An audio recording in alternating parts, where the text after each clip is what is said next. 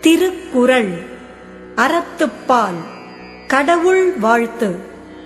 அகர முதல எழுத்தெல்லாம் ஆதிபகவன் முதற்றே உலகு. எழுத்துக்கள் எல்லாம் அகரத்தை அடிப்படையாகக் கொண்டிருக்கின்றன.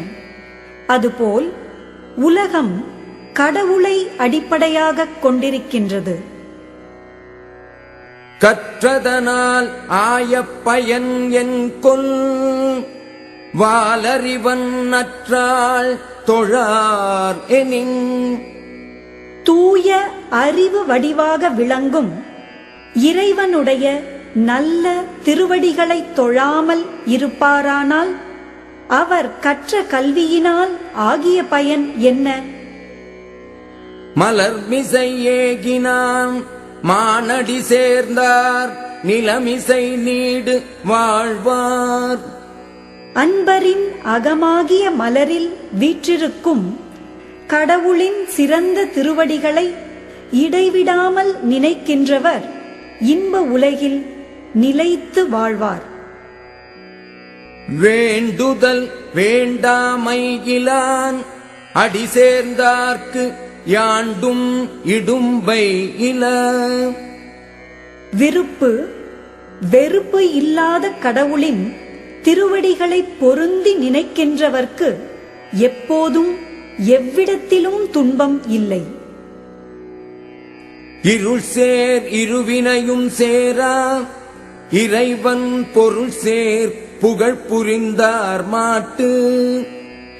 கடவுளின் உண்மை புகழை விரும்பி அன்பு செலுத்துகின்றவரிடம் அறியாமையால் விளையும் இருவகை வினையும் சேர்வதில்லை. பொறிவாயில் 5 அவித்தான் பொய்தீர் ஒழுக்க நெறி நின்றார் நீடு வாழ்வார். ஐம்பொறி வாயிலாகப் பிறக்கும் வேட்கைகளை அவித்த இறைவனுடைய பொய்யற்ற ஒழுக்க நெறியில் நின்றவர் நிலை பெற்ற நல்வாழ்க்கை வாழ்வர்.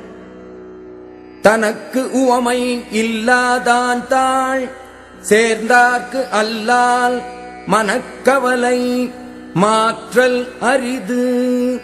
தனக்கு ஒப்புமை இல்லாத தலைவனுடைய திருவடிகளை பொருந்தி நினைக்கின்றவர்க்கு அல்லாமல் மற்றவர்க்கு மனக்கவலையை மாற்ற முடியாது.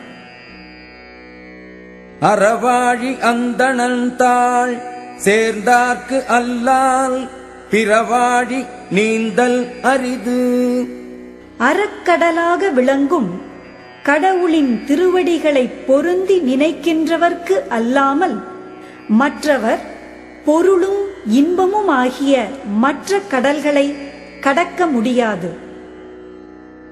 கோளில் பொறியில் குணமிலவே என் குணத்தான் தாளை வணங்காத்தலை.